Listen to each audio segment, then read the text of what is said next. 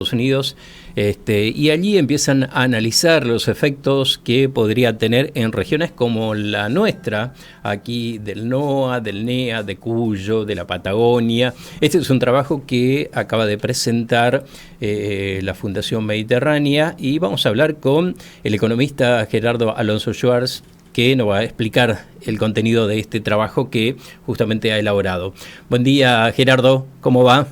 Buen día, Antonio, ¿cómo estás? Muy Todo bien bien. por acá. Bueno, empecé a leer en parte el contenido, lo hemos dado a conocer también a la audiencia, donde dan cuenta, por ejemplo, de que Argentina era uno de los mercados muy cerrado, comparado a cómo están otros países en materia de apertura comercial, ¿no? Sí, totalmente. Dentro de eso, el artículo puntualmente comienza con esta descripción de que el Pacto de Mayo del año Sí. pasado, parece hace muchísimo tiempo que fue firmado esto, ¿no es cierto? Ha pasado de todo en el Hay país. tantas novedades económicas en nuestro país que esto Claro. parece prehistoria directamente. Bueno, este Pacto de Mayo firmado entre los gobernadores y el Sí. presidente, o el gobierno nacional y los gobiernos provinciales. El año pasado tenía varios puntos dedicados a la necesidad de insertar y el compromiso de insertar a la Argentina y sus economías regionales Uh-huh. en el mercado mundial, el mercado global. Dentro de ese marco aparece, a ver, ¿por qué esto es tan importante? Por el hecho de que Argentina, más allá de las declaraciones que hubo y demás, y por ahí las noticias que trascienden acerca de algunos avances en algunos acuerdos, la realidad es que hubo pocos, o hay pocos acuerdos vigentes de libre comercio de preferencias arancelarias. De hecho, el principal acuerdo comercial que tiene la Argentina, que es con el Mercosur, con todos los problemas que sabemos que tiene el Mercosur, que Sí. está estancado, etcétera, etcétera, aún así, supongamos que que lo consideremos, representa muy poco porcentaje de la población mundial o de la riqueza o del PBI mundial, aproximadamente entre el 3 y el menos del 4% si consideramos población o consideramos PBI, pero es pero muy pequeño en todo el mundo. Sí. De hecho, si consideramos todos los otros países con los que Argentina tiene algún acuerdo de preferencias arancelarias, y ahí incluso incluyendo,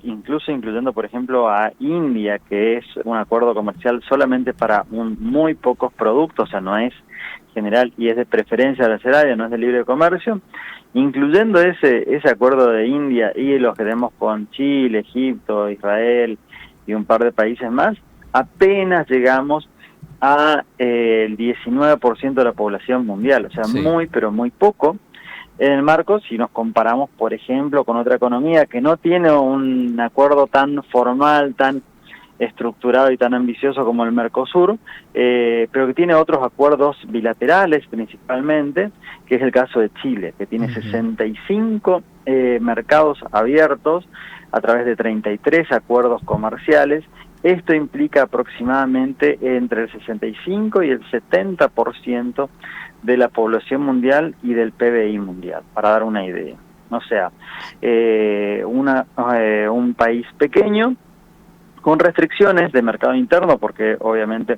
la producción de Chile no puede estar orientada, no podemos pensar de que la producción interna o local de Chile sea competitiva si solamente tiene el mercado interno, porque son muy pocos habitantes, es un tercio de la Argentina aproximadamente, pero gracias a esos acuerdos comerciales ha logrado justamente que las empresas crezcan, que crezca la demanda laboral y que esto sostenga ese crecimiento económico del cual tanto se habla de los últimos 20 años, y ha pasado a ser un país muy pobre a ser uno de los países con mayor calidad de vida de Latinoamérica, sorprendentemente desde si consideramos justamente el punto de partida en el cual se inició. Es por eso que para nuestro país, para la Argentina, este ejemplo de Chile nos puede servir acerca de cómo pensar, generar las condiciones para tener un crecimiento sostenido en el tiempo, sin caer en las tentaciones de solamente la sustitución de importaciones, solamente pensando en el mercado interno, que ya sabemos cómo terminaron todas estas estas iniciativas. En este marco, el acuerdo con la Unión Europea, o en este caso el que es analizado en el artículo, con Estados Unidos, sin duda son muy pero muy interesantes porque comienzan a cambiar esa matriz de alta dependencia del mercado interno de las empresas locales, y por lo tanto abren la posibilidad a crear empresas más grandes, más productivas, más competitivas y con mayor demanda laboral, que en realidad es lo que nos termina interesando a todos, mayor demanda laboral y de sueldos atados a los mercados internacionales, lo cual implica que son mucho más atractivos que si solamente dependieran de la demanda interna, ¿no es cierto? Sí, En este sentido, hace un mes aproximadamente, Estados Unidos, en la página oficial de la Casa Blanca, publicó un comunicado en el cual se habla de un comunicado conjunto, así se menciona, de Estados Unidos y de Argentina. Esto fue publicado en la página oficial de la Casa Blanca, donde se habla de negociaciones de un acuerdo marco entre Argentina y Estados Unidos, principalmente para liberar el comercio y para facilitar las inversiones entre ambos países. Puntualmente nosotros nos detuvimos en lo que tiene que ver con con los acuerdos comerciales o los de preferencias arancelarias y pararancelarias, y ahí puntualmente nos encontramos con que hay, por lo menos tenemos que dividir en dos ese acuerdo o estos anuncios. Todavía falta la letra chica se está negociando, y hay 3 grupos de productos que están explícitamente mencionados, y otros que podrían llegar a ser beneficiados en otros, según cómo avance esa negociación. ¿Cuáles son los productos que están explícitamente mencionados? Puntualmente se habla de lo que tiene que ver con recursos minerales críticos y productos farmacéuticos no patentados, además de la carne bovina. Eso significa de que acá, si nos centramos en estos productos, empezamos a ver cuál es el impacto que puede llegar a tener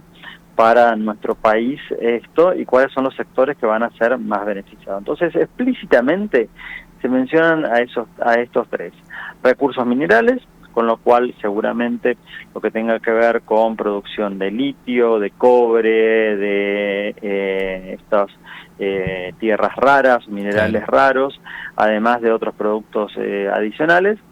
va a verse beneficiado. De hecho, incluso en esos puntos se habla de la posibilidad de facilitar, o del objetivo de facilitar las inversiones para hacer más competitiva esta producción, con lo cual no solamente estos acuerdos irían en línea de liberar el comercio, sino también facilitar las inversiones norteamericanas en la Argentina para poder producir justamente estos minerales. En segundo lugar, lo que tiene que ver con productos farmacéuticos no patentados. Acá hay una cuestión de patentes y demás que siempre es de interés de los países desarrollados, entre ellos Estados Unidos. Pero surge también una oportunidad muy interesante para los laboratorios argentinos para especializarse e integrarse a las cadenas de valor de Estados Unidos, produciendo los principios activos y los distintos componentes de los productos farmacéuticos, de los medicamentos y demás, además de aquellos medicamentos que están patentados en ambos países o que o que están en proceso de patentamiento. Claro. Ahí hay una oportunidad también muy interesante. Esta producción está muy concentrada en nuestro país, en las provincias de Buenos Aires, Santa Fe y Córdoba, así que seguramente serán las más beneficiadas, claro, por este punto. De hecho, y en tercer lugar tenemos el tercer lugar, o el tercer producto, categoría de productos que es mencionado, es el de la carne bovina, que así como hablamos de la vaca muerta o de vaca muerta como el gran potencial de Argentina de crecimiento en los próximos años, siempre lo mencionamos a esto, también está el potencial de la vaca viva, o sea, del ganado bovino y de los productos cárnicos, que sin duda es uno de los productos o de las economías más federales de la Argentina, porque está presente prácticamente en todas las provincias, con lo cual el efecto derrame seguramente será mucho mayor, mucho más extenso que en el caso de los dos primeros productos. Claro. Así que ahí tenemos el primer grupo de productos, sí, en los cuales ya sabemos que van a estar en este acuerdo que finalmente se firma. Después, a partir de ahí, podemos hacer un análisis un poco más profundo y el informe justamente abunda en detalles en cuanto a productos, sectores y demás, claro, que podrían llegar a verse beneficiados haciendo un cruce, hicimos una cruce de variables, de información acerca de la demanda de Estados Unidos con la oferta exportable de la Argentina, tanto la que se vende actualmente a Estados Unidos como la que se vende a otros países, que podría llegar a verse beneficiado, y ahí vamos a ver de que todas las provincias, todas las regiones tienen algunos sectores y algunos productos que con mayor potencial de aprovechar este acuerdo, pero sin duda termina siendo muy positivo. Que de hecho resumen, muestran un mapa muy interesante ahí. Sí, decía Gerardo, estamos hablando con Gerardo Alonso Schuar, que es economista jefe de IERAL NEA, y mencionaba que en ese informe también hay un mapa concreto donde se detalla qué tipo de producto puede llegar a tener o formar parte de este acuerdo de manera explícita, ¿no? Como señalaba al comienzo. Totalmente, y en ese caso, en ese mapa, dentro a ese mapa final, que por ahí es lo más sencillo de entender, porque hay mucha información cuantitativa, acá mucho cruce de variables, sí,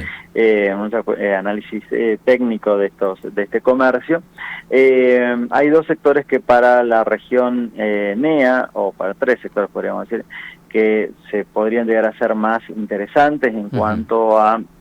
potencial de aprovechar ese acuerdo. En primer lugar está, como mencionaba, el del ganado bovino, sí, que para nuestra provincia de Misiones tal vez no sea tan importante, no sea uno de los sectores más importantes, pero sí lo es, por ejemplo, para la vecina provincia de Corrientes, claro, con lo cual los beneficios de estos llegará a la región, principalmente en Corrientes, pero también algo en Chaco, Formosa y también Misiones, porque tenemos ganado bovino en todas estas provincias. Pero después, en base a cómo evolucione este acuerdo y en base a si las negociaciones también se centrarán en barreras arancelarias, pero también pararancelarias, eso es lo que tiene que ver con normas técnicas, cupos de importación y demás. Vamos a ver de que tenemos oportunidades muy interesantes, por ejemplo, en lo que son el sector de materiales para la construcción, puntualmente madera estructural, sin duda